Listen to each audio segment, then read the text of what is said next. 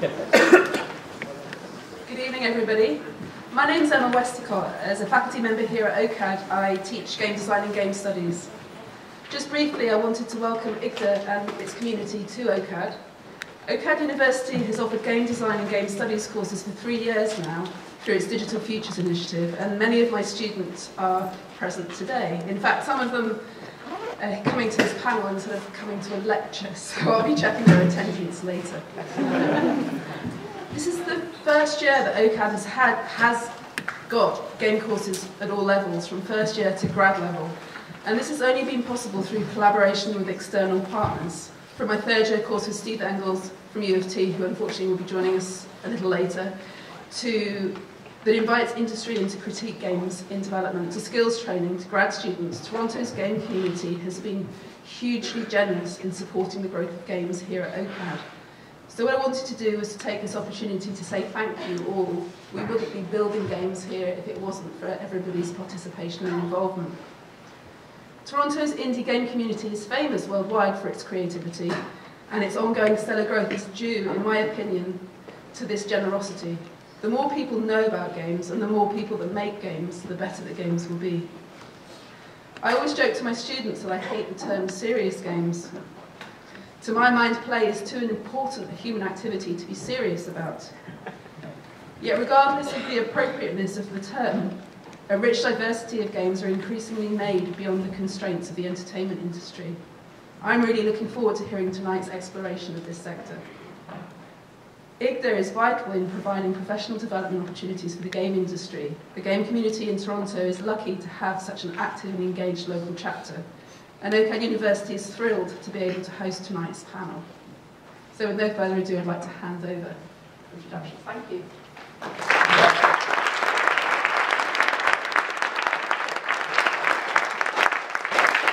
Emma. Welcome everyone. My name is Alex Hayter, and I'm the community manager of IGDA Toronto. Thanks. I co-organized the panel with the lovely Emily Clara Fan, who sat over there. So thanks very much. Thanks very much to Emily, and thanks to the community of IGDA Toronto, and thanks to all of our distinguished guests tonight as well. And most of all, thanks to all of you for showing up tonight. It's really awesome that you've all come, and I'm really just sort of impressed how much this theme of serious games has really resonated with people in Toronto. Before we get started, if you came in, you should have noticed that we gave you a survey and a little raffle ticket, and if you can fill that in for us, we're actually giving away a bunch of free Toronto-based, Toronto-made video games tonight, as well as a pass to Cross Media TO conference, which happens in February. If you didn't get a feedback form or a raffle ticket, you can see Leslie at the front over here towards the end of the event. And yeah, that's that. So I'd like to thank our sponsors as well: the City of Toronto, Ubisoft Toronto, Massive Damage, Big Viking Games, Emmanuel Ebdemon, Get Set Games, as well as our newest sponsor, Academy of the Impossible.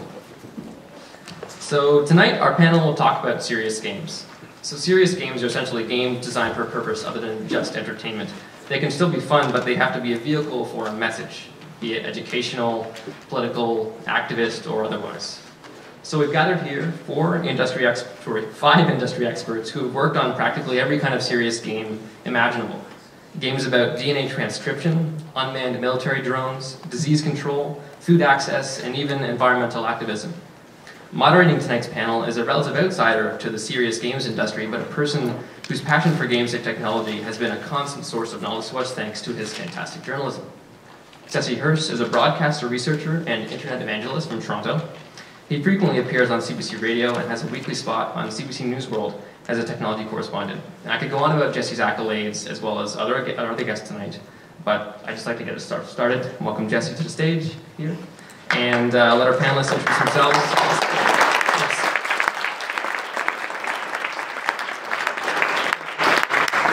I think, Alex, the only reason that you considered me an outsider is due to our disagreement that Civ doesn't count as a serious game. Even though I think Civ is very relevant to the geopolitics and the understanding of history vis-a-vis social change. But before we get into dissecting the impact, the potential, the opportunities around serious gaming, I'd like to have each of our panelists introduce themselves. And in addition to sort of describing who you are, I'm curious if we might also start by looking at what we mean by serious games. I mean, Alex gave us a bit of a definition, but I suspect each of you have your own sense of what it is that you think of as a serious game and why it is that attracts you. So, Jen, why don't you start us off and we'll go down this way along the line. All right, thanks. I'm Jen Jenson. I'm a professor at York University, and I have been designing, I guess you could call them serious games, for the last 18 years. In terms of my particular focus and my angle on serious games, I come at it from the a kind of old school style, which would be that there's a really beautiful Latin term for play, which is ludus, which also means school, and or life. And so for me, it's not so much that games are serious in the way that we have to like pay undue attention to them. It's that they actually invoke something serious in response to them. And so for me, that's what's really provocative about thinking about quote-unquote educational games or serious games. Right on. Jeremy? That was perfect. That's exactly what I was going to say. My name is Jeremy Friedberg, and I'm the co-founder of an educational gaming company called Spongelab Interactive. We're based here in Toronto. And it's interesting, you know, the term serious games, it seems like that, you know, every conference or group I go to, the discussion was up, what is a serious games? It seems like we can never come to any consensus on what it means, and so it's very hard to give a definition to it. But I think from the work that we do at Spongelab, it's about the utility of what we do. I think is very much what Jen said. It's what games tell us about the people who play them, and that's why we use them for education. Is that games have that power to be able to both teach and assess aspects of critical thinking, creativity, application of knowledge, things that traditional structures just haven't been able to do. And that's what really gets me excited, is that understanding of what the user is doing in that construct. And so I guess anything can be a serious game. To your point on Civ, it's about what you're doing with it and what you learn from it. Jen? Yeah, my name is Jim Munroe. I'm the executive director of Hand-Eye Society and filmmaker and game maker. Yeah, I guess for me the notion of serious games and political games and whatnot is, you know, it's something that models systems very well, games. And I think when it comes to sort of uncovering some of the sort of the complexities of a political issue or whatnot, something that models systems like games sort of is a particularly well-suited sort of vehicle to do it with. So yeah, it's not so much of a definition as it is a kind of reason why I'm sort of interested in seeing that games and social issues intersect. Great. So I'm Alex Jenson. I run a little multimedia production and publishing company called Pop Sandbox. We're not exclusively games. We've actually done documentaries, graphic novel in the case of Kank, or interactive animated documentary in case of The Next Day. And right now we're working on a video game that's over-the-top satire around what's going on with the pipelines called Pipe Trouble. It's launching end of this month.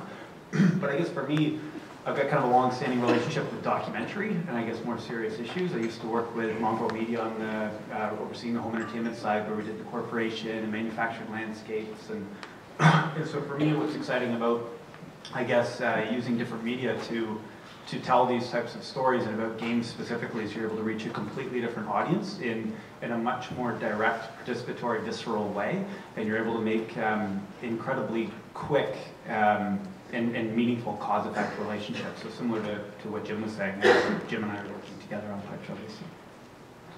Hey, I'm Benjamin Rivers, and I'm a game designer here in Toronto. You may have accidentally downloaded one of my games on Steam. That's cool, it happens. And I also teach here at OCAD. I've been here for 6 years, and I've never known that this room exists, so sorry, students. And for me, serious games are games that have a hidden agenda. That's the way I always define it to myself. It's the game where you go in doing all the same things that you do when you make a game, generally, but you got something in mind. And that's not a negative thing at all. That's how I always look at it, and I can always explain myself later. Right on.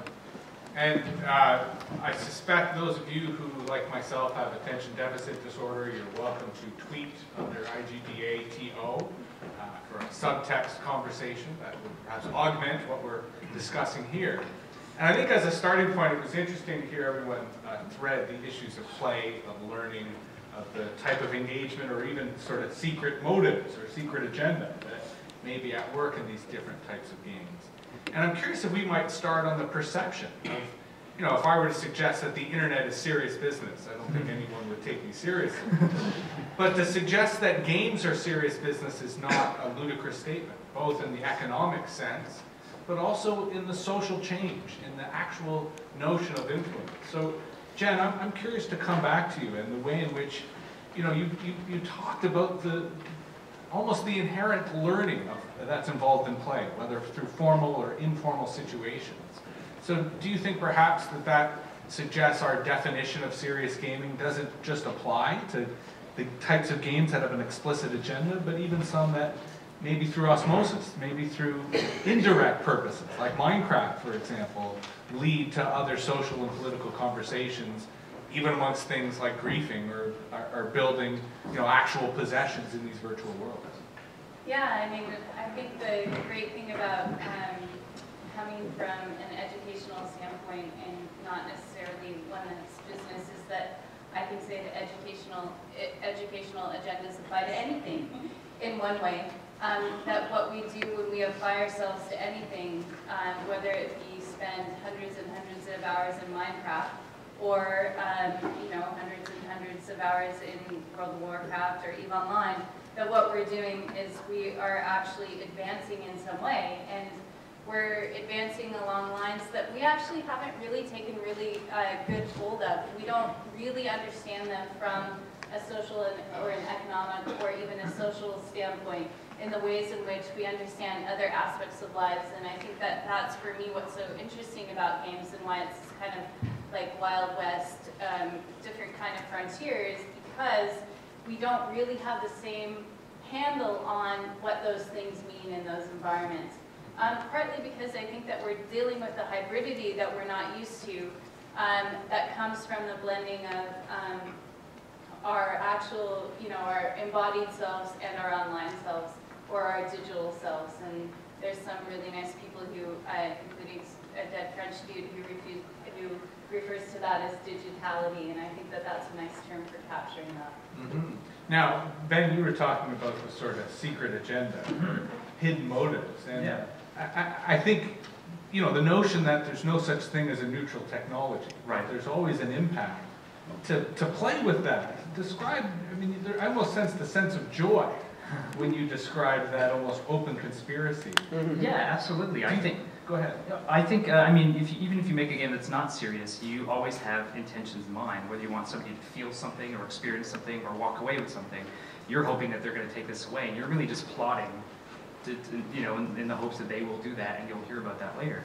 But I think the major thing is when you're working on a quote serious game, you kind of feel this pressure to do it, because that's kind of your job is to do that. And I think some people tend to forget that that's what you're doing anyway. And like everyone here is saying, all games teach. That's kind of what they do. Bad games teach badly, good games teach well. But you hope that you can use what you learn in any game development and teach just different things. Sometimes it doesn't have to be overt. I think sometimes you can skew things a little bit.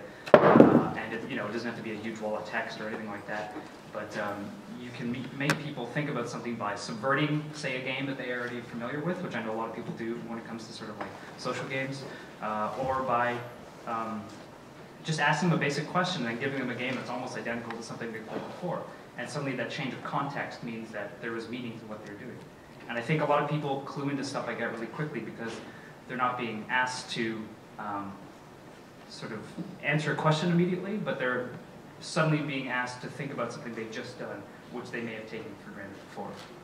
I mean, that, Jim, almost suggests that everything also is inherently political, that if everything is a learning opportunity, if everything has some type of design, some type of agenda, clearly there's a politics to every game, not just what we're defining as serious games. It's just a question of whether that politics is explicit and whether the user's conscious of that. Does that influence your own game design and the way in which you sort of approach video games, of wanting to make that politics much more explicit so it's a direct engagement? Or is it something that you try to balance in terms of just allowing it also to be fun?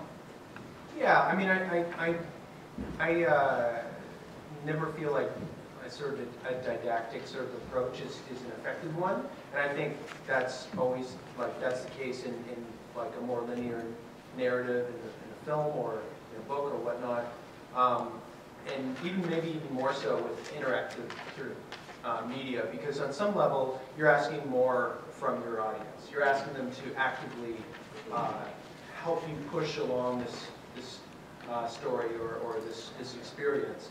And if you're lecturing to them in a condescending way, then they're going to just like leave probably. And so to that extent, yeah, I mean, I would agree that there's like an implicit politics to, say, retail sort of sims that are sort of it sort of either is usually a kind of reinforcement of the assumptions of capitalism, or it's like if it's done like something like Cart Life is, it's a critique of it, and you have to it's just more often than not the things that deliver status quo politics don't have to do a lot of explaining, because players are kind of already they've already learned the tutorials in life. Well, and I think that's why this notion of serious gaming gets the attention it does, because of the power of games as a whole. And Jim was talking about often how politics as we know it has almost been delegitimized, that people are less interested in it because it seems so fake and so phony. And education is kind of going through a similar process, where traditional educational institutions that aren't engaging people with the medium, with the learning styles that they're used to, it's not applicable. And part of the work that you guys are doing is trying to engage that level of institutional change, and try to provide a platform for teachers to be able to use games as integrated into a broader curriculum.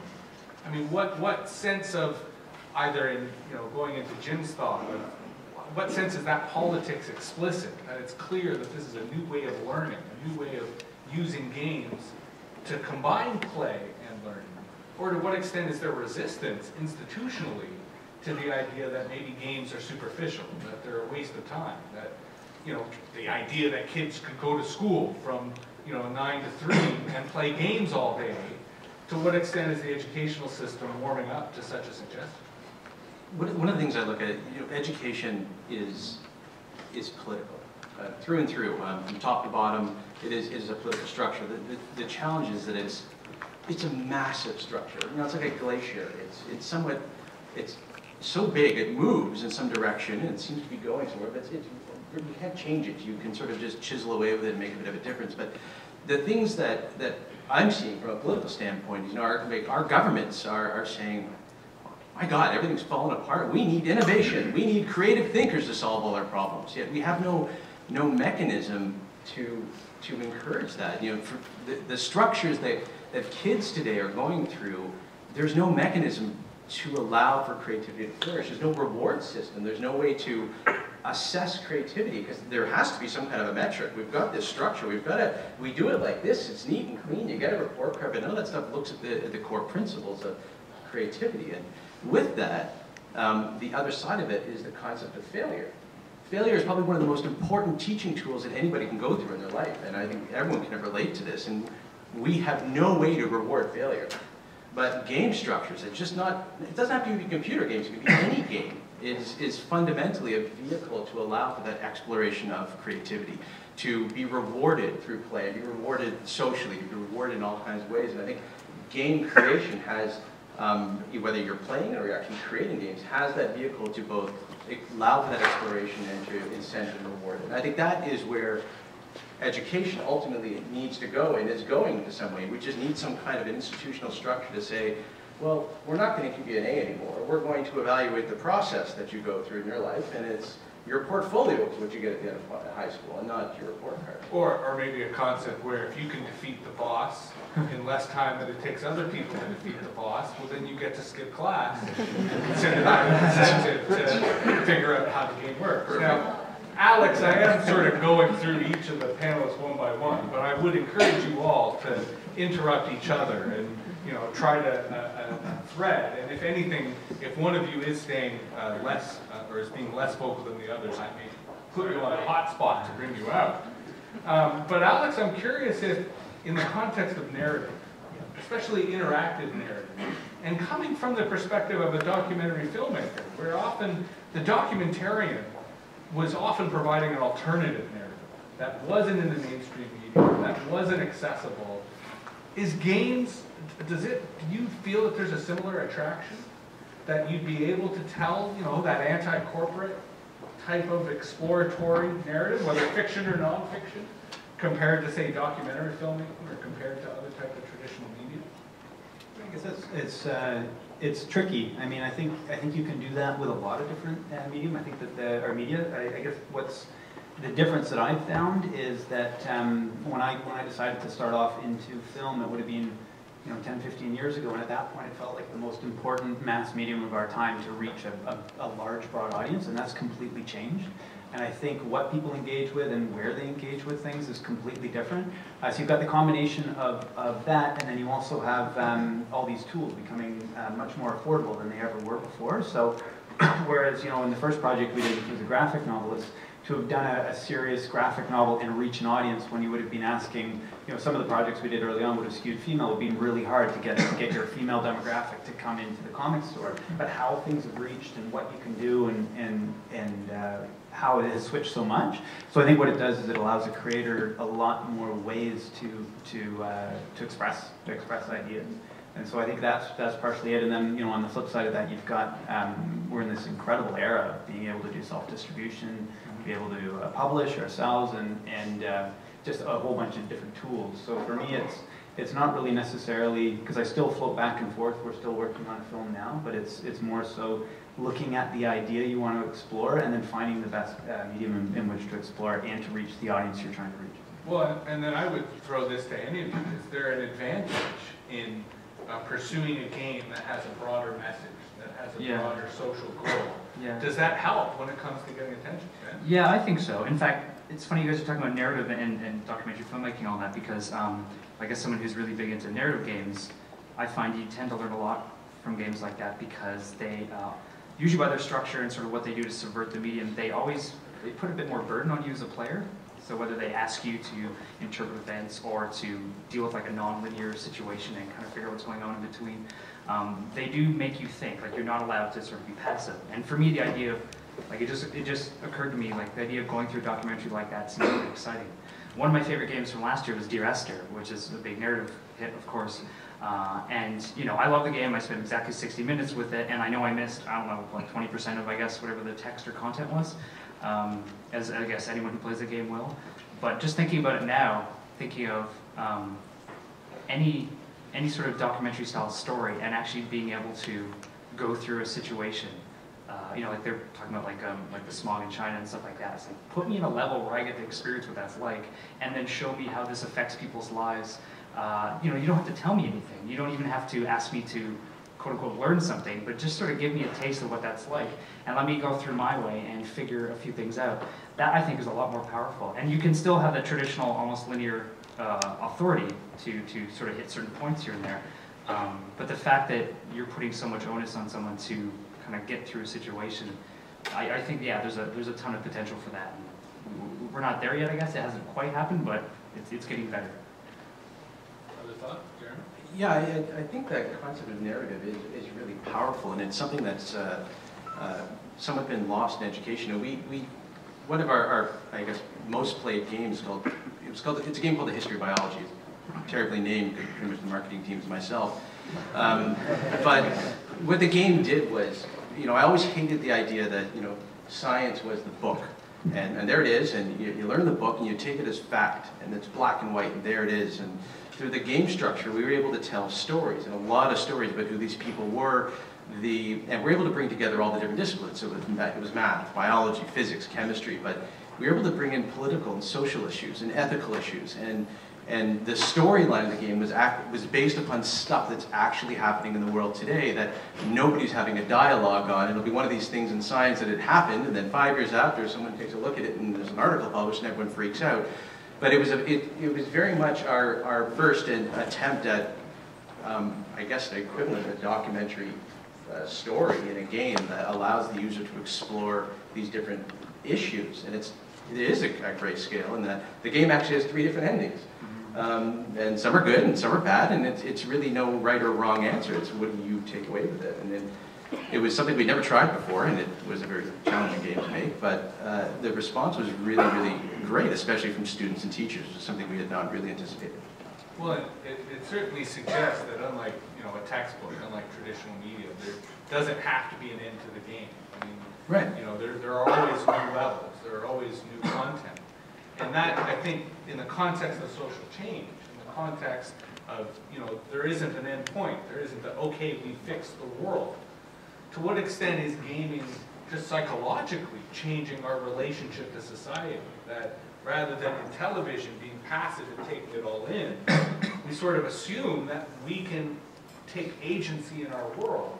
I mean, Jim, I remember you did that Grand Theft Auto sort of mod where you were a tourist and you were kind of going around. And, I mean, even just changing the narrative of traditional games, I think, is a political act. And what kind of response do you get from people on that level of a much more nuanced political engagement? I mean, I think generally people are, they find it funny, because they're like, hey, what? In Grand Theft Auto, people like acting normal? This is weird, and it's like, and to some extent that's the kind of, I don't know what the kind of appeal pivots on, but that particular piece, which is almost 10 years old now, but it's something that came from a genuine kind of love of that particular game, in the sense of that they put in way more than they needed to into that urban environment, way more sort of subtle touches and details, and I really just wanted to show the people that I knew in the art world some of the amazing things that were in this world, and I knew they wouldn't get a good enough computer to run this game, or they would never sort of encounter it themselves. So I sort of wanted to give them a little bit of a tour of it. So that was where that sort of came from. When there was an actual genuine appreciation of that world, and a desire to sort of show people that. But at the same time, it was surprising to me that people were as charmed by it, just from the humor point of view, just because I guess it broke the notion of that games are like these big budget, very unapproachable, very bigger than life type things, with a kind of very inarticulate, shall we say, sort of, discussion of my thoughts in that world, as if I was the person in that world. Well, and Jennifer, I'm curious, as we sort of get through the almost inherent learning in play and the inherent narrative in games as being engaging, as being something that gets an investment, gets a greater commitment from the participant, no longer viewer, no longer spectator, now actor. Why then, given that almost inherent self-evident understanding, why then do serious games still evoke a kind of je ne sais quoi? Why does it still have people go, serious games, I don't get it.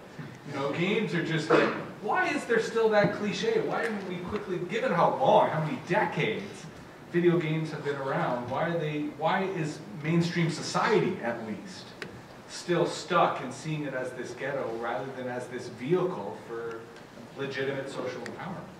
Well, two things for me. I mean, one, I think it's hilarious that we're sitting here talking about narrative. I mean, just to throw my foot in it, I mean, for me, I think that part of what is serious about some of the things that we can do in games is not just about the stories that we tell. We're very familiar with storytelling modes, from oral traditions, from shit that we have to read, from plays, from all that stuff. Movies, television, blah, blah, blah, games. So for me, what's interesting about interacting with games is that the mechanics can do shit to you. And they can force you to do shit that you wouldn't do otherwise. That actually gets you to think differently about how you interact with the world, whether or not you're a Somali pirate, or you know, whether or not, I mean, in the case of Grand Theft Auto, whether or not, in some ways, as you know, a guy some of you might know by the name of Ian Bogas says, where you can walk into McDonald's as a black man with a gun in your hand, and everyone's like, no problem. What would you like, Big Mac? So for me, I think that what's important here is, it's hilarious, we were just talking about narrative. I'll get over that. I think that the important part here is really what can we sort of engage with on a game mechanic level? What are those mechanics that can provoke in us a kind of call and response? That's the old-fashioned sense, but a kind of interactivity that we wouldn't have otherwise. So for me, that's what's really interesting. I think the second thing is that games have always been serious. Football, serious. Those people were fucking serious on Sunday, whoever they were.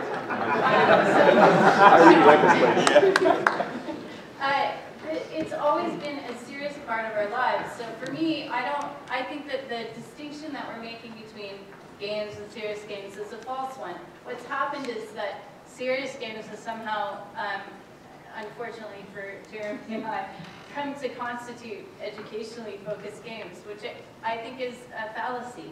And I would really like to get rid of it and reclaim the serious in games, because there's really a lot of serious work that gets done.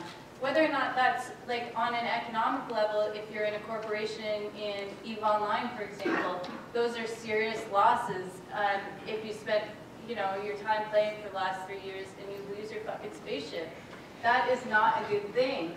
So, yeah. But maybe that's part of the issue. That, I mean, organized sports tends to suck when it's serious, right? Like, it's fun to play sports until it gets serious. That's for you.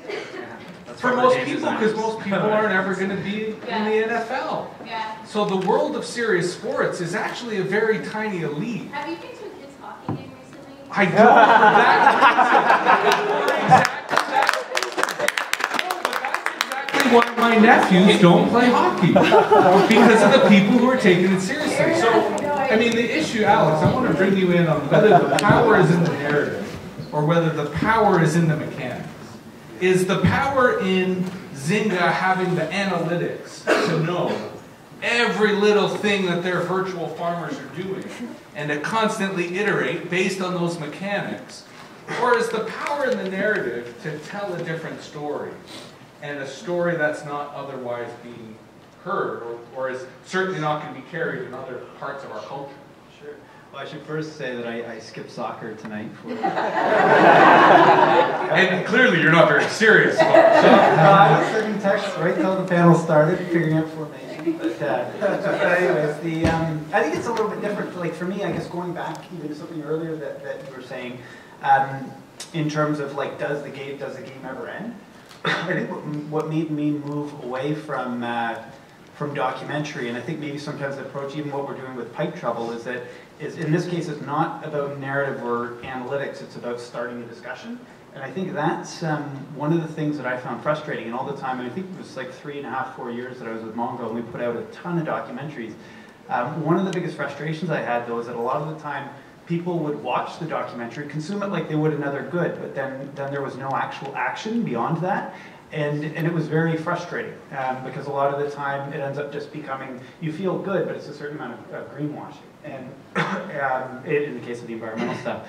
But so what it started to get into for me is that, and I also think the way which we were talking about earlier about how everything's kind of converging is that it's not necessarily that the film is the end point or the game is the end point or the book is the end point, but that they're all part of something larger, and it's about starting a discussion and then driving that towards change. So in the case of Pipe Trouble, for example, you're able to make very quick cause-effect, over-the-top relationships that you may not, or the audience we're engaging with may not be aware of even that this stuff's going on.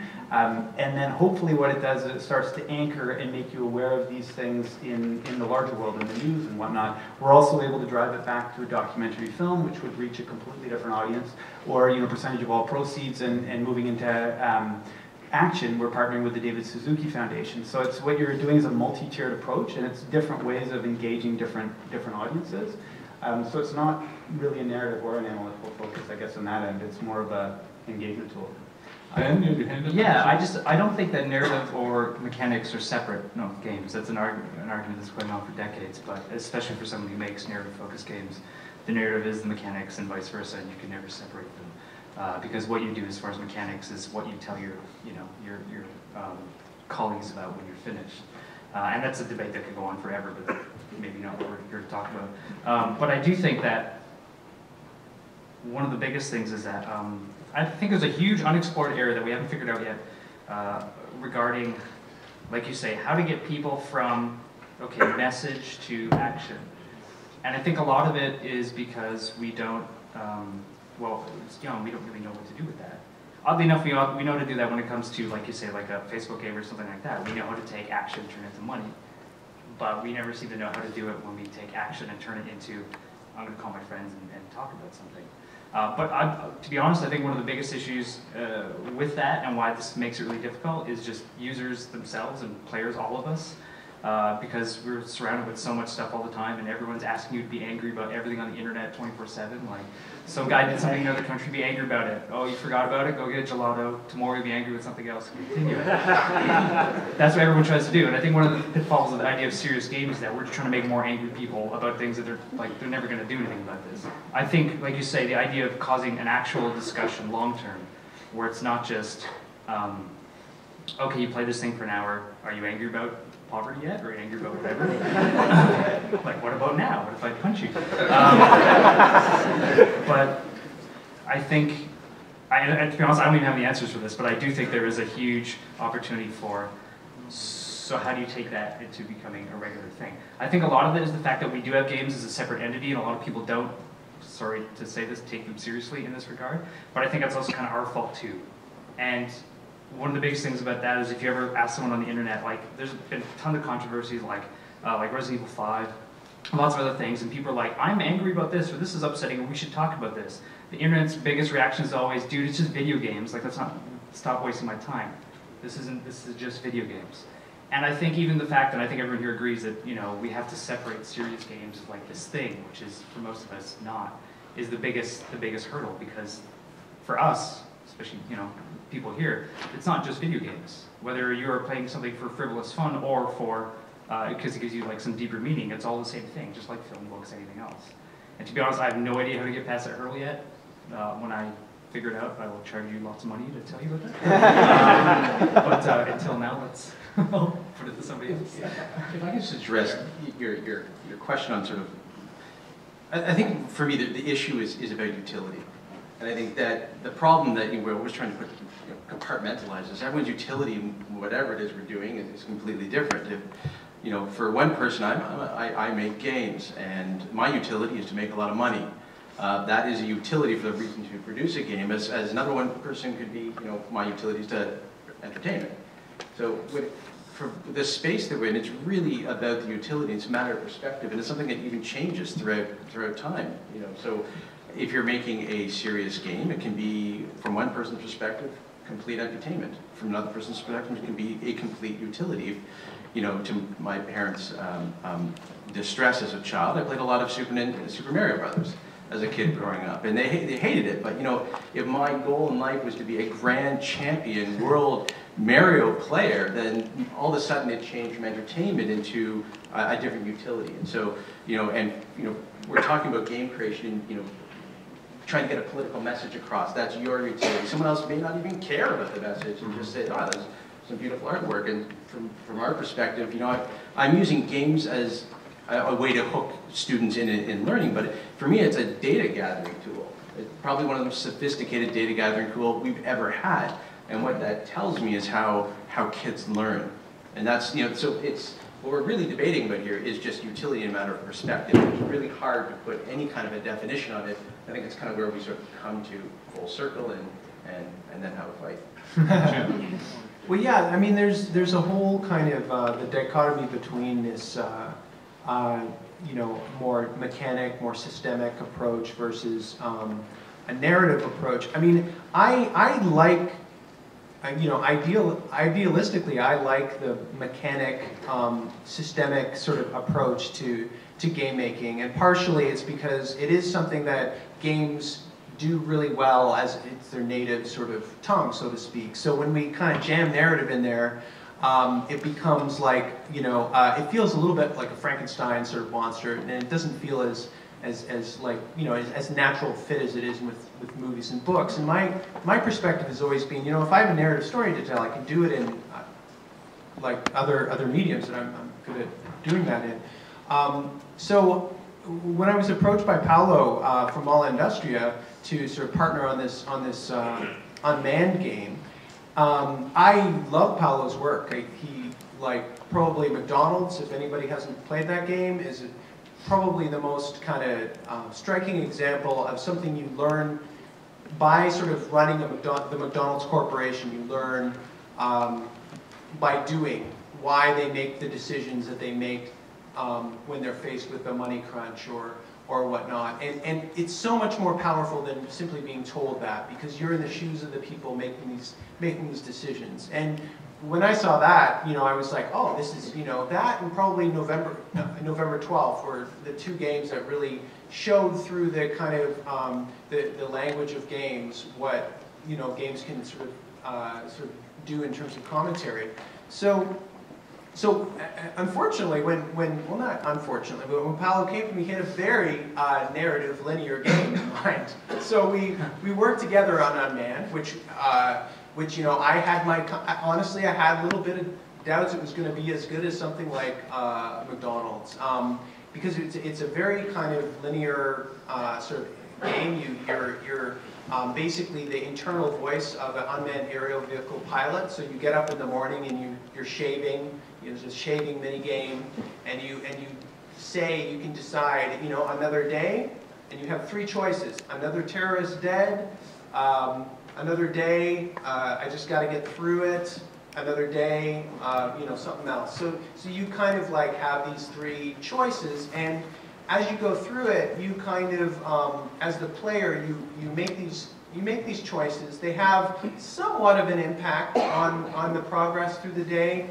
Certain things happen as a result of it, but for the most part, you're on a rail. It's a branching kind of experience, and it's technically very straightforward. And like as we were making it and stuff, I mean, I was happy to do the writing for it, and we got to the end of it and released it, and I was really honestly quite surprised at the reaction it had, and the things, it won a bunch of awards and stuff like that.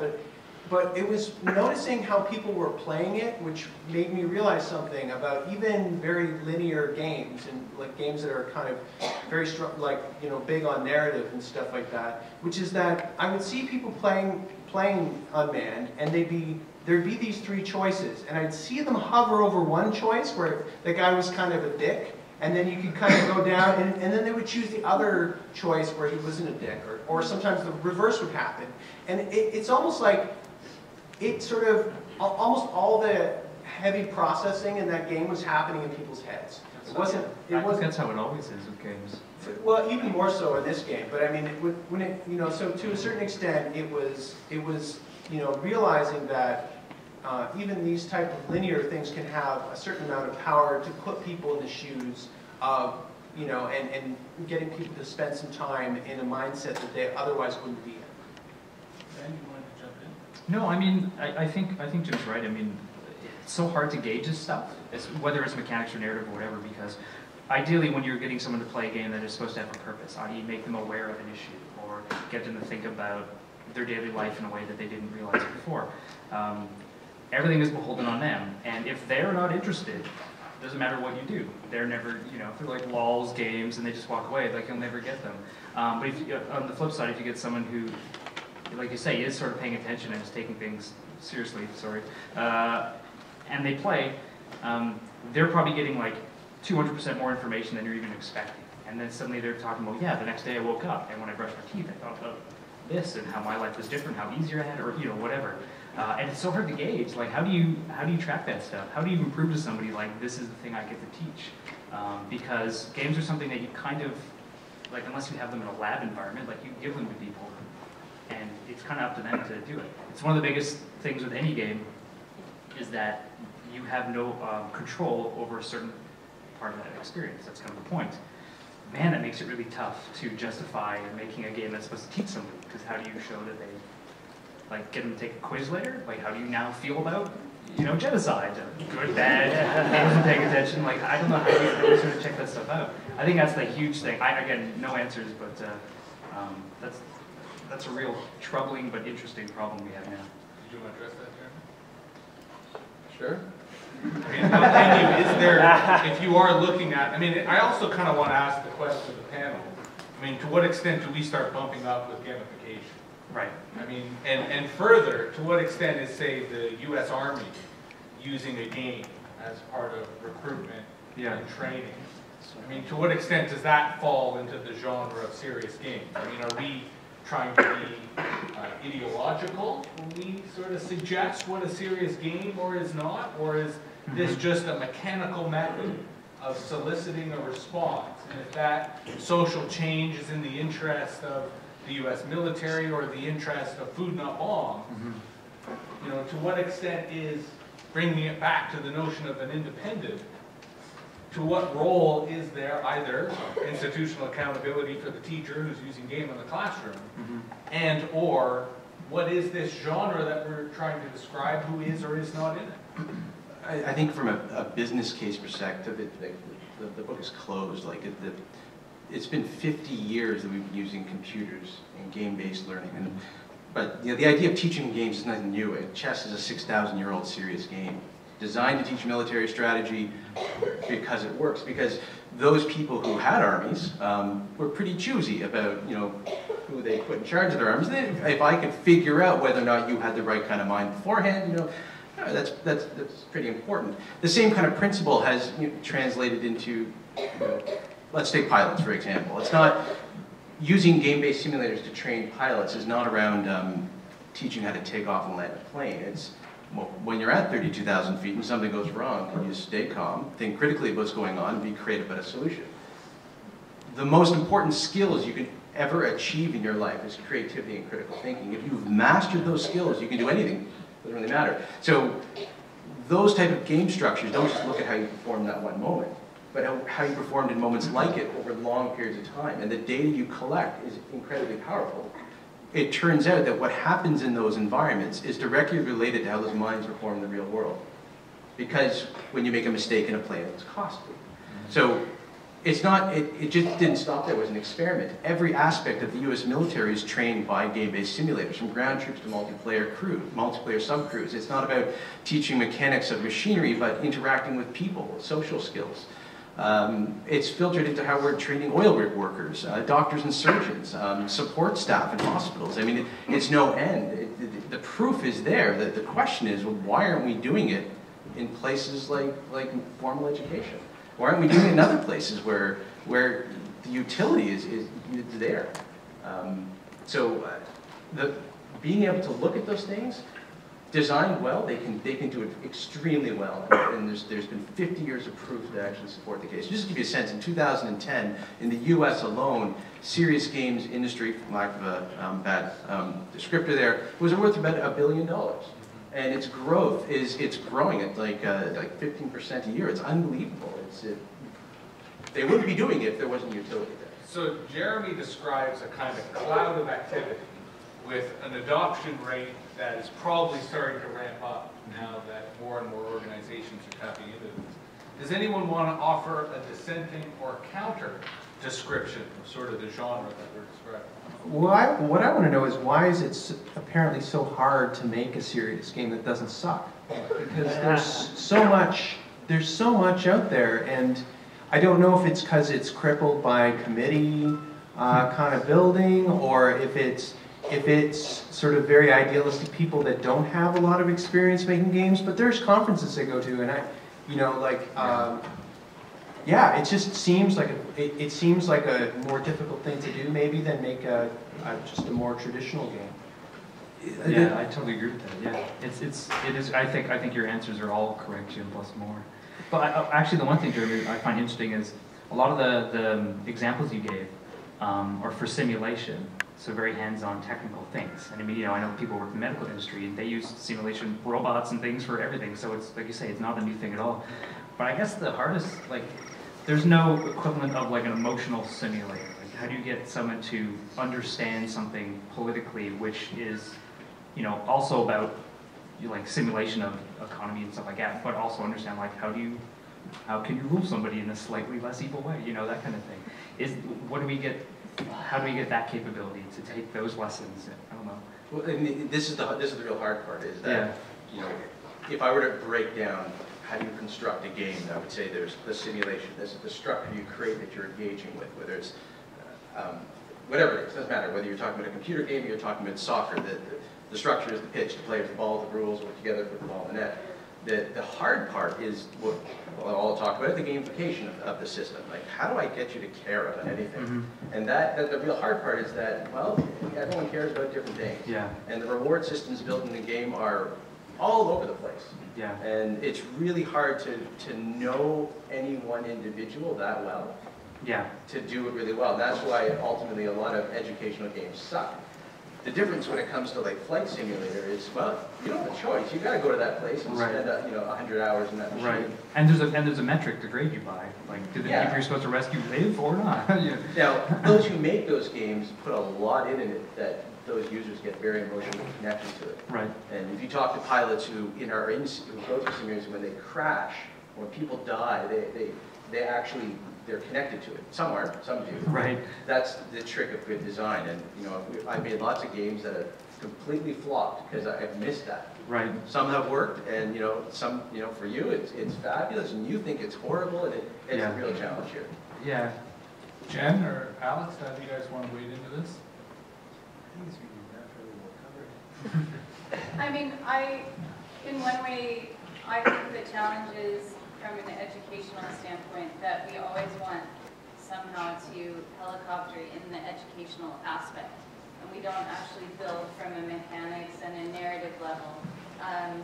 So I think that that's one really terrible thing that happens. But the other thing that happens, at least from this end, is my end, is that a lot of the people who are doing this kind of work actually sort of have this kind of belief that what you can do is you can tack on educational content to something that's already a game or a mechanic. So you get matching fruit, and that's going to, fruit and vegetables, and that will teach you about the food pyramid in a visual-like interface. Right.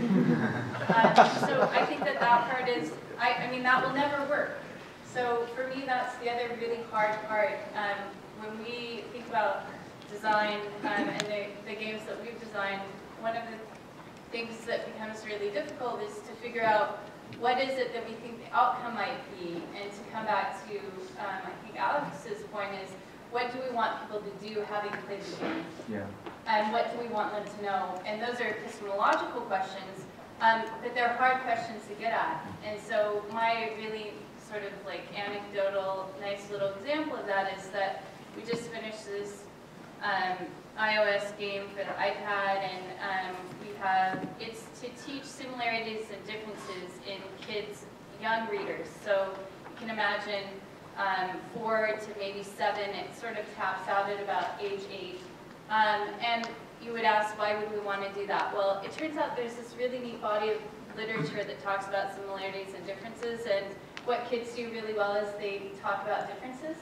You give them 2 items and they're like, green, blue, big shoe, small shoe, heels, no heels. But when they have to talk about form and function, which are the similarities, they don't do that well. As adults, we do that really well. And so there's this kind of divide in the literature. Is it developmental? Do they suddenly acquire this trait? Or is it something that we actually need to teach in terms of critical thinking skills, like what Jeremy was talking about? And so we created this game. It was about similarities and differences, had a really nice PhD student try to do some of the work on it. One of the questions he came up with is, how are a zebra and a tiger different? And his answer was that they both, one has whiskers and one doesn't, so he doesn't know about the mammal family, but that's okay. Obviously he needed to know more about that. But what we found is we just piloted it with actually 300 kids. And we did, unfortunately, we did the pre and post test, but it works really well in this case. And we did find that having played this little game, they were actually able to discern differences better and similarities better. And part of it was vocabulary acquisition, but part of it was also just being able to interact with that environment and be reinforced, as other people have mentioned, sort of on the fly, but have the opportunity to fail. And so for me, that's a really nice example. There's other really nice games that do that. There are simulation games, but there are also like just actually, regular kind of play-along games that work really well that do that. And, I mean, it's interesting to what extent does research necessarily or should involve or inform the design of serious games, given that they have usually serious outcomes, whether in the pedagogic or in the political or the hybrid of the two. And that does bring to the question of Toronto as a sort of cultural environment, as a political economic environment. And I'm kind of curious to explore this on 2 sides, both because obviously here in Toronto we've got a very vibrant political culture right now that is whether oppositional to the mayor or just concerned about the mayor is creating an audience, right? An opportunity for a game designer. But I'm also curious around the financing, the funding models. Right. I mean, independent game design in general can be difficult, and to what advantages or disadvantages does serious games offer, especially in the Toronto context, when it comes to funding these different ideas? You want to tackle that? Yeah, I do. So, no, actually, I am, it's something kind of interesting to bring up Paolo again. He talked about, on a panel, like, how he funds his games. One of the things that drives him nuts at conferences like the one we were at is, which was about serious games, is that the first question out of everybody's mouth to him is, how did you fund your game? And he said, I have a job and I make games. I have a job teaching he teaches at a university, game design, and he makes games and he gives them away. And his sort of like economic model is that he doesn't have one, and his point of view is simply that he makes political games, and if he sold them, he would be selling them to the converted, the people who already agree with him, and he wants to have a broader audience, a more dissonant audience than he would get if he was selling his games. So, which I thought was a really interesting point of view. And yeah, and I almost think like that in my experience at the sort of serious games conferences, that is such a dominant question that it gets me thinking that it attracts people who want the stability of like a funded sort of position where they get to make games. Like it's kind of like, whereas I feel like it really should kind of stem from your own politics. It should stem from your own desire to express yourself in a way through a game, rather than oh, this is a way I can sort of get paid to make games. Like that's one of the things that I find distressing. Oh, that's so idealistic, though. Some people have to make money this way, though, Jim. I mean, just to like throw it out. I just think it skews the culture. I'm not saying like you're a bad person or something like that. But maybe it goes back to your earlier point about most serious games suck. Yeah. And maybe it's because the motivation to make the game is not the passion that makes a good game regardless of whether it's a serious game, but a perception of, hey, there's this NGO who will fund That's right. this, or this university will fund it. Yes. Other people want Yeah, I'd love to jump in on that. I think that's definitely one of the biggest challenges. I think a lot of the ones that really don't work is that it's a mandated game, where all of a sudden you know what the message is before the game, which kind of defeats the purpose of telling it through a game, because I think part of the best aspects of the game are the exploration, and that you can go so many different ways. And I think the best serious games, or the best games in general, most of the best media in general, are the ones that don't tell you what to think, but they get you to think. And I think a lot of the ones that are where it's being pushed from an NGO, a lot of the time it's mandated with an end goal. And so if you're going into this medium that's so incredible for going all these different routes, but you know that you're forcing everyone to one point, I think it kind of defeats the purpose of why you're using the media. Yeah, that's a great point. I think, saying before about serious games having hidden agendas, they're more effective when they are hidden, and people come to those discoveries on their own, even if it's entirely planned or designed that way. And I think that's a big thing, just like why it's hard to have a political discussion with teenagers sometimes, because they're like, oh, really? We're talking about this now? They sometimes just don't want to engage on that level. But, like I always joke about everything I learned about life, I learned from video games and comic books, including political things. I didn't know about a lot of things until, Spider-Man got involved. Whatever. Sad but true. But because you suddenly feel like, I've discovered this thing, I'm so smart, look at this thing that I'm suddenly interested in and engaged in, as opposed to being like, okay, everybody sit down and let's all quote-unquote learn. I think that's a huge thing. I also think, no, actually I just lost my thoughts. Someone else go ahead. Sorry. It just vanished out of my brain. Sure, if I could just pipe in on the idea of funding. There's a couple of different spaces here, and there's certainly, well, let me comment on the education space, and to my own detriment. Educational games are proven powerful tools for teaching in a better way. Let me just leave that there, that statement. If you are in charge of education, you're running the education system, and I think Jen brought up an incredibly important point, that what is the outcome you're looking for in your game is the absolute crucial deciding factor on funding.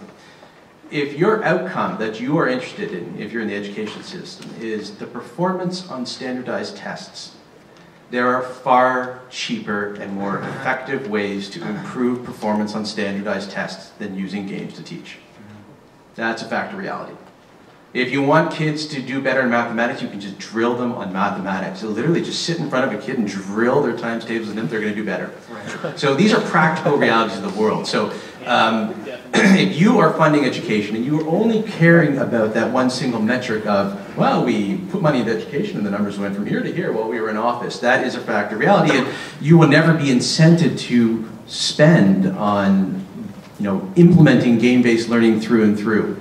Regardless of schools like the Quest School that are, proving that this is a better way to do things, so until you have that kind of a political change, there's a ton of money there. I mean, education's a $7 trillion industry. It is massive. There's money there. Until you have that change, you won't ever get that kind of funding will. So it'll never happen. So the ways that we've been doing it, and one is through research. And I've worked with Jen on a project, and we were able to get little bits of funding here and there to do that, and that's been a huge way to get some of this stuff built over the years. And we built an entire platform to deliver game-based learning, but it is an open research platform for anybody can put their games in the system and run studies on it, because it is a vehicle to get more funding to build this stuff. But from a business model, there are a lot of alternative business models that can be brought into the fold that we're very much experimenting with all the time, where the games, they're free to play. And that there are other ways to generate revenue on it that go outside of those people and those decision makers. So if one were to set up a direct contrast between an independent game and an independent serious game, is there any inherent advantage to the independent serious game when it comes to either available funding or the plethora of business models that are available? You have to look at alternative models, because the commercial game industry, it's like, I make a game, it's developer to consumer. There you are, you're sitting on your couch in front of your whatever, I'm going to make a game and you're going to pay me for it. In serious games, like let's take pilot training, I'm not charging pilots for it, I'm charging some organization or association. Yeah. Pilots are just, they're bystanders in the process. The same thing for games for the military. The military is paying for it, the troops aren't. So you have to recognize that there's that model there, and that, well, if the person who's paying for it is not playing for it, who are you designing it for, and how do you design it? Yeah. Well, you tend to design for the person who's buying it. The client. Yeah, and that ends up skewing the whole design process, because you can't sell it. And so when will the federal conservatives or the Justin Bieber party or the Democrats, when are they gonna just pay for a game? When are they gonna say, we've got a provincial election coming up, and a game is part of our arsenal? Jesse, I'm nominating you to run for office now. Justin, you know that none of these parties would ever allow me even close. Although the Red Tory Pirate Party. No, so like, will there be a time? Look at the commercials that they make. They're terrible. They're terrible commercials, and they'll be terrible games. Like, that's the thing. Like, they're saying it's all about. It's not about like I'm not anti-funding by any standard. Like, I want to make that clear. Pro-funding, everybody. But I do think there's an aspect of it that undercuts the why people are doing something. Like. And I think a really talented, passionate person can see something through that funding kind of barricade or whatever, the gauntlet. They can get through what they love about their game to the end, and it happens very rarely. But often what I have seen in this culture is a kind of client work, where instead of it being for a commercial agency, they bid on something for Channel 4, they bid on something for this, and hey, I wanted to make a tower defense game, so then I had to make it with this political thing on. So, right. I mean, it might be a fun tower defense game that guy wanted to make, but it really, the politics are like, we're the vehicle to sort of get it funded. So that's the thing that I find confusing about it, in a way that, if I'm talking to someone who's making indie games, I can kind of relate to them. And sometimes when I'm talking to someone who's making serious games, there's a whole lot of different things that they're balancing in their heads that I can't relate to. I just have a question. Like, this sounds really stupid, but if you say had the McDonald's game, and say it was on iOS with microtransactions, but all your microtransactions were donated to an opposing, like Salem Rainforest, would that actually be like a good use of that, you think, or would that just sort of blow up in everyone's face? Would that be like a subversive way to do that? Making a free-to-play game that somehow, like, you are actually voting with your wallet to do something because this is sort of engaged you? Did I just come up with the answer? Oh crap, I did. And that almost prefaces where we'll be opening up to the floor. You can all offer questions that you answer in your own commentary. But I think in sort of wrapping up the panel part and setting it up, what Jim's sort of trying to address is the adage that power corrupts. So if gaming is powerful, how can gaming not be corrupt?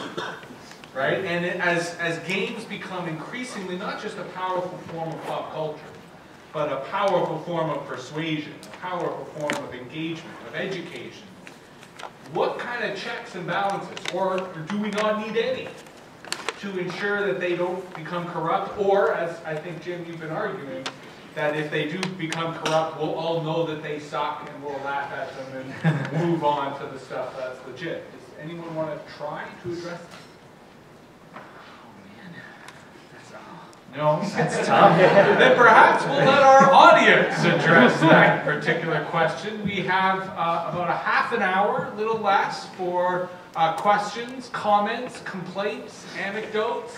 We only ask that because it is a rather large crowd, you be modestly brief with your contribution to the conversation. In theory, we have a microphone, but I think rather than do that, no.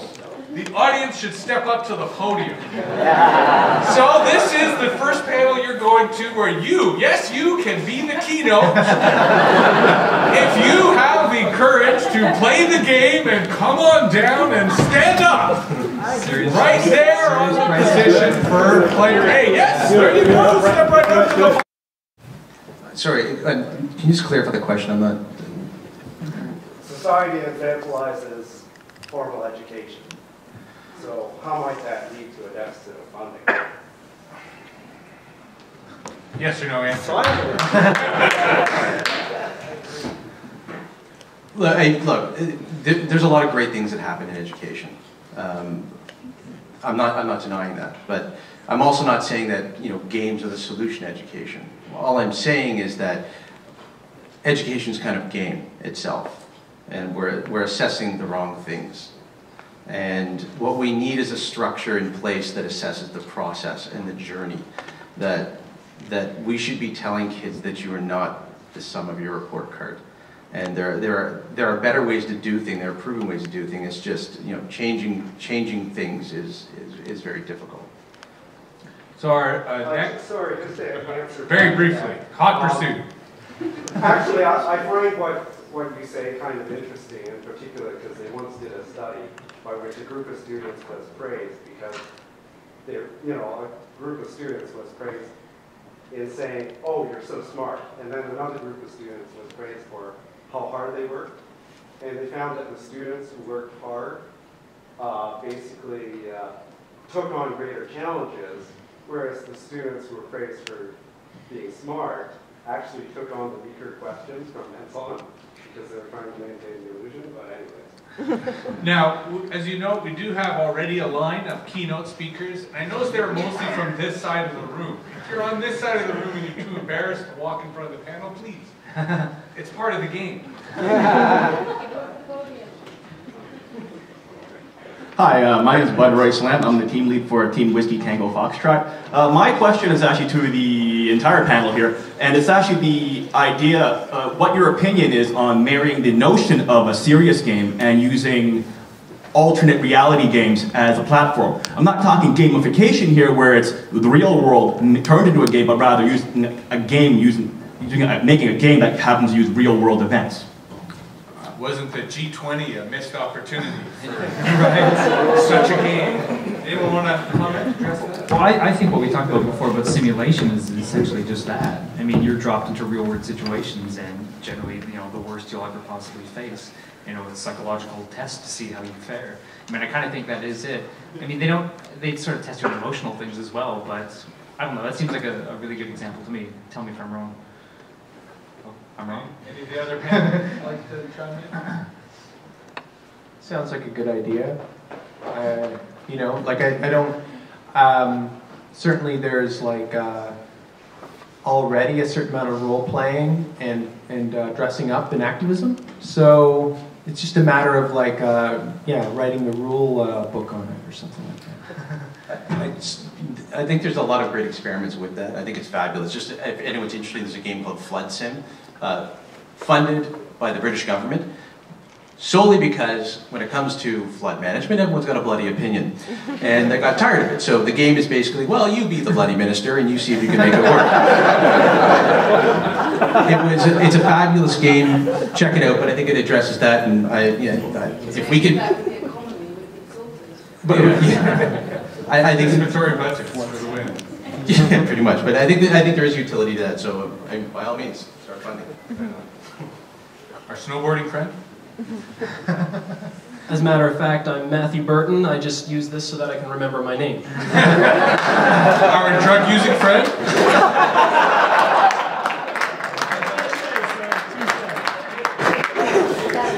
I spent most of my time in line trying to figure out how to word this question, and I still can't come up with it, so allow me to lead into this. Before I joined Trias College taking video game development, I spent a lot of time on the internet playing a lot of Flash games. I'm sure everybody's been there before. But I came across a few games that, while still being fun, they were very deep. They evoked a lot of emotion in me. And one of them in particular was a short game called Loved. I don't know if anybody here has heard it before. It was a game in which you start off, the very first question is, are you a boy or a girl? No matter which you choose, you are then called the opposite for the rest of the game. You are treated terribly, you are told to do things, depending on if you follow the order or if you disobey, the entire world changes your perspective. The pixels will start to fade colors if you disobey more, and objects will have much better art if you obey. Your perception of the entire world becomes different depending on if you choose to follow or if you choose to make your own path. This entire process leads up to the very end of the game, which has two very distinct endings. One is a bland path that just leads to a complete unknown, and the other is a beautiful garden with no escape. You have only these two options: your freedom with no originality, or absolute beauty within constraint. This game, while being so short, completely unfunded, was so serious that it stuck with me and ultimately led me to take the jump into video game design in the hopes that I could create a game that sticks in people's minds the same way. The thing is how do you get a game like this that is so serious to you, that means so much to you, to matter to people other than you? Whoa. Okay. Okay. Go ahead, Jen. Yeah, you bet. Okay, so, I mean, first of all, I think that that was a beautiful description of the game. That has anyone else here played? A couple. Yeah, a handful. So, I mean, I think that you hit on two issues. One is that we have a kind of repertoire of games out there that actually should be curated and played, that we don't always have a mechanism for getting out there in the way in which you would want these kinds of games to get out there and for that to happen. So I think that that's, first of all, we seem to have this really big gap right now in sort of the curation, and I would say in the getting out there of games. We don't have a mechanism like the film industry does, like the independent film industry does. We don't really have a good mechanism for getting those games out there. So I think that you hit on something really important. That's a big problem with serious games in general, but with games more specifically, sort of games writ large. So I think that that's one. I think number two is the challenge to be able to go into a game program and have something as evocative as that was for you as a game to live up to is a fantastic starting point for anyone who embarks on anything that looks educational in any way, but also as a kind of design goal and ethos for yourself. I can imagine any better starting place as someone who's been in the education business a very long time, so I would wish you the best of luck. You're too kind. Thank you.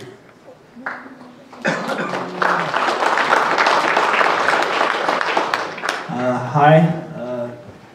Forgive me, I'm not really too good at these things, and like Matthew, I was trying to word my question correctly, so bear with me here. I was part of a competitive gaming group for a short time, and about serious gaming. I've been hearing the bickering debate between casual and competitive gaming. Like, some people will play competitive games like Call of Duty, Halo, and all that sorts, because they just want to play with other people because the thrill of competitiveness. And then there are the casual gamers, like, they just want to play the game for, like, the fun of the game. Like, but for a serious game, how would you like blend the two so that you could get a mix of people, like demographics? Like, how would you coagulate such a? What kind of ingredients, what kind of mix should a serious game involve? I don't know if they necessarily have to, because I think sometimes those are two very, very different mindsets. I think almost those two mindsets can be used to approach specific problems. Yeah, as an addendum, like I've heard some comments from the competitive community, like, "Oh, casual games are garbage. They're the reason why we can't have good things."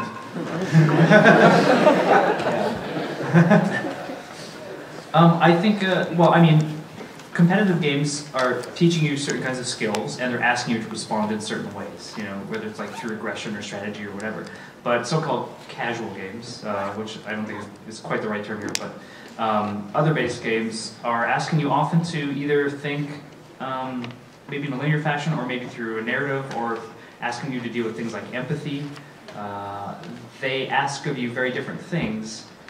But again, they're both just two different solutions to two different problems. I mean, I guess it would all depend on the problem you're trying to solve, or I guess the issue you're kind of trying to address. But I mean, I know people who play Civ casually, and then people who just like rock people's faces on that, and so it's two different ways to do it, I guess. Because I'm more of a casual gamer myself. I wanted to get like opinions from the competitive side of the community as well. I don't know. Just getting different opinions, seeing what people think. And I think it would be fair to argue that the quote-unquote community is neither singular nor binary. So, you know, even casual and competitive may seem like two poles, but it's probably much more diverse cloud. We do have behind you, I count 6, maybe 7 people with 15 minutes left. So, thank you very much. And I would say, for any of you who play a game like this in the future, the spoils go to the people who get up first. Because the pressure, certainly for those of you later in the line, is your brevity of opportunity to question or comment will be limited. Kind sir. Okay. Can you share your thoughts on the existing or strained or attempted relationship between serious games and art? Not necessarily a person pointing at a game and declaring it art, but also those artists who take a video game and mod it and transform it into allegorical art pieces. Ooh, that's a good one. Everyone's looking at each other. No one wants to say the A word. Yeah. I would say both come from, I think the best kind of serious games tend to come from a strong individual opinion, which is not too far off from a strong individual artistic sort of vision. So I would say that they have that in common. That's a great way to put it, Jim. I think you're totally on the nose with that. Right on. Thank you. Next contestant. I'm in the fridge. My name is Brendan Perkins. I'm also a team lead on Team Whiskey Tango Foxtrot. And I've been thinking a lot lately about narrative in games and what it is that games can do to still be driven by narrative and still be considered a game. Because I've talked to people about games such as Director and how you're basically walking through a short story and you're observing things. And that's the only way you're really interacting is by walking around and observing. And I played Home as well, which I thought was very well done. But it also has collectibles. It has interactive elements. So there are a couple of different ways of portraying narrative in a game. So I guess my question is, how would you effectively make a game that is driven completely by narrative, but have it still be considered a game and less just an interactive short story? Well, everyone's looking at me, okay. That is, yeah, I think that's kind of the crux, I guess, what I think about every day, but that all depends on the player. I mean, if the point of a game is to get somebody to do something for a goal, then the trick of a narrative game is to get someone to create a goal for themselves that they feel they have to achieve, even if there's no tangible goal in the game.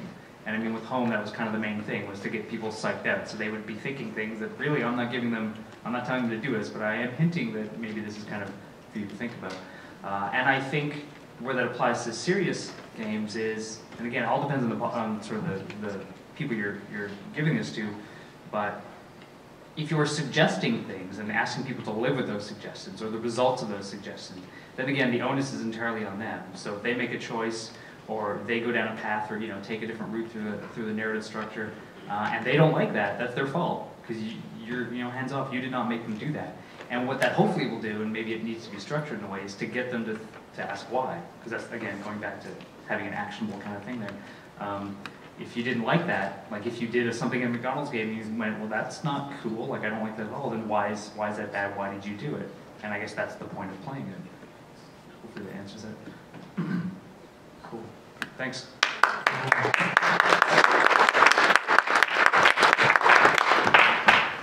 My name is Brett Matthews. I have a question for the panelists.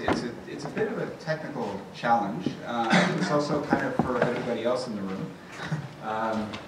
I have been a microfinance practitioner for the past 12 years, traveling the developing world, and just sort of observing microfinance is the delivery of savings and loans to very, very poor people. Now, as it turns out, a very large fraction of those people can read and write, and if you provide them with transaction information, for example, through passbooks and loan contracts and things of that nature, they don't understand them. They put a thumbprint on the loan contract, but they really don't like to save with microfinance institutions because the bottom line is they can't read their passbooks.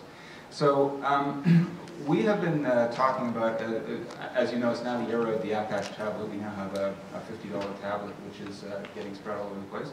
And in fact, I had a discussion just a little while ago with the guy who made it and who promised me $1,000 for my project. What we are actually looking at doing is designing some numeracy games. And what I'm thinking of is I need a developer who is capable of putting themselves in the mindset of somebody who did not learn to read and write and count at the age of 4 or 5 or 6.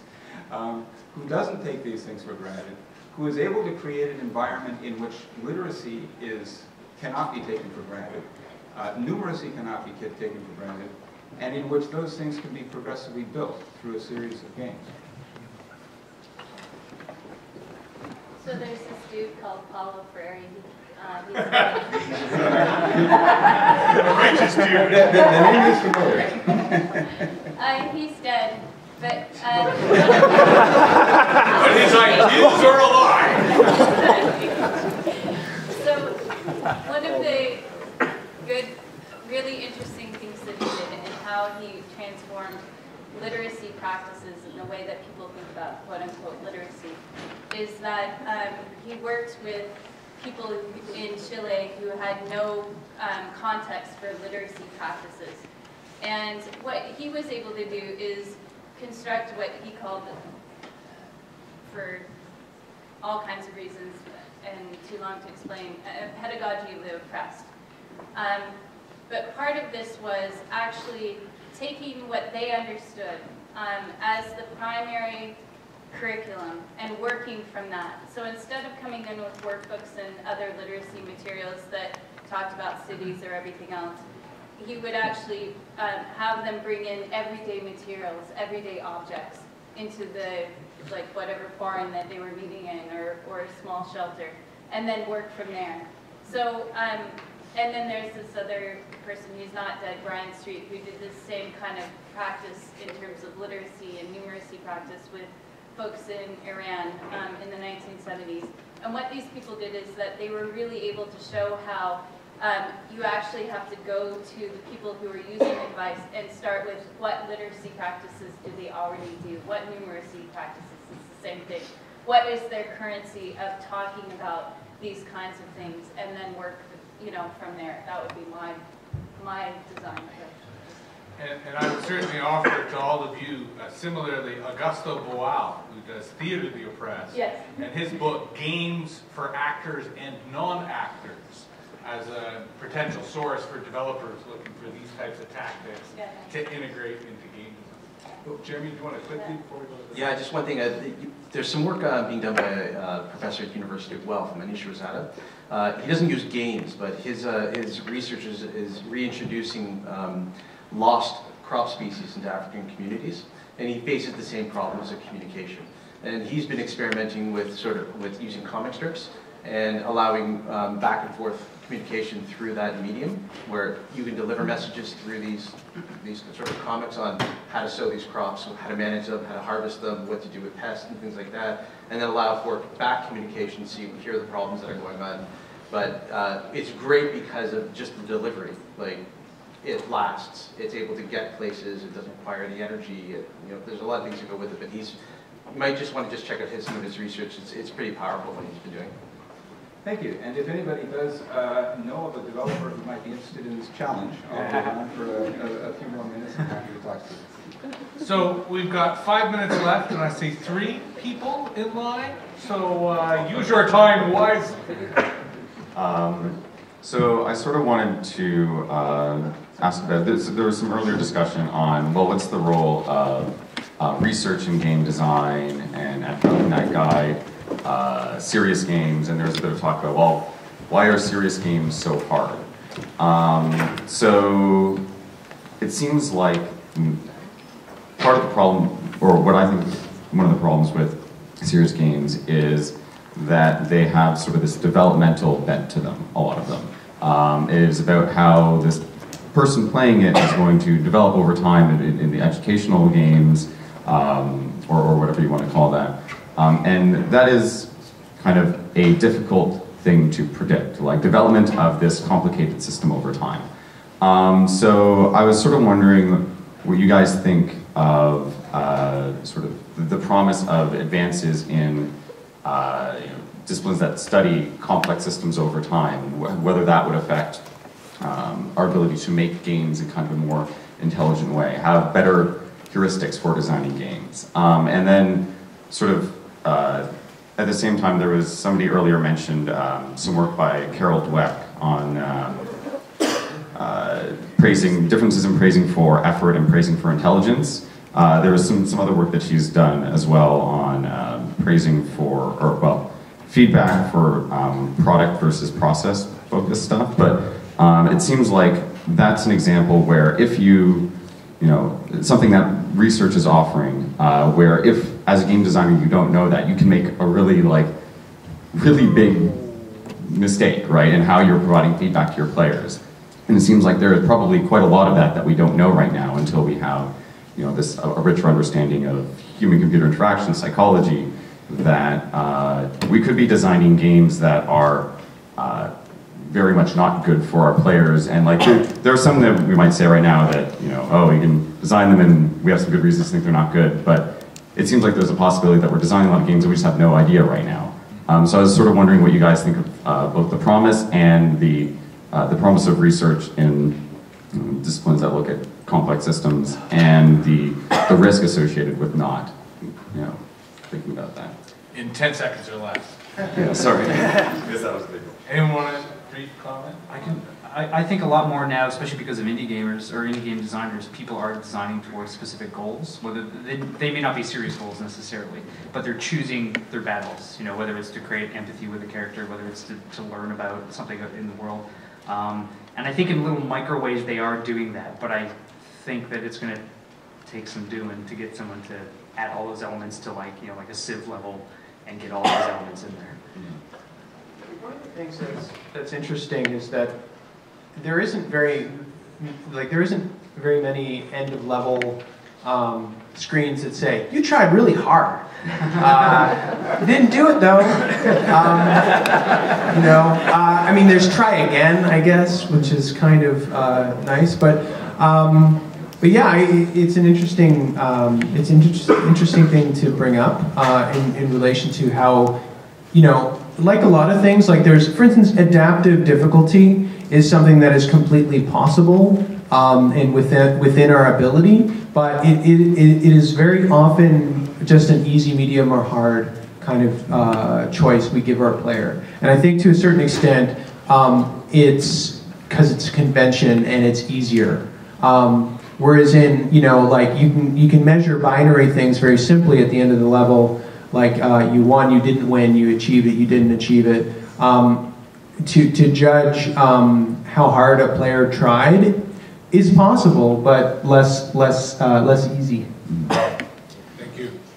So our last two questions, comments, anecdotes, complaints, I will ask you both to, even if you are addressing the panel, I'll have both of you provide your contribution of the night before I give them any chance to answer, so that you both get a chance to, before Alex stands up to give up the swag. I appreciate before anything, I'd like to preface that I don't even go to OCAD. I just found out about this, and I'm a consumer of video games. I love video games. So my question is, in 30 seconds or less, video games in terms of art, education, seriousness, in terms of the Walking Dead game, in terms of Pokemon, in terms of Journey. Journey, I don't know if anyone's familiar with it. It's an amazing game. It's art. Pokemon, it's art, it's education. And The Walking Dead. God bless The Walking Dead. So, hashtag for Clementine. So, I suppose a quick sort of battle between the three. Oh man. Oh my god. Damn. Let's give our panelists. Let's give our panelists a moment to think about it while we allow our last keynote presenter a chance to give his lecture. I mean, question. And we'll come back to your question. We've got one for Zone. All right, I have a game show question for the audience. Show of hands, who thinks Infamous is a serious game? What's Infamous? All right. I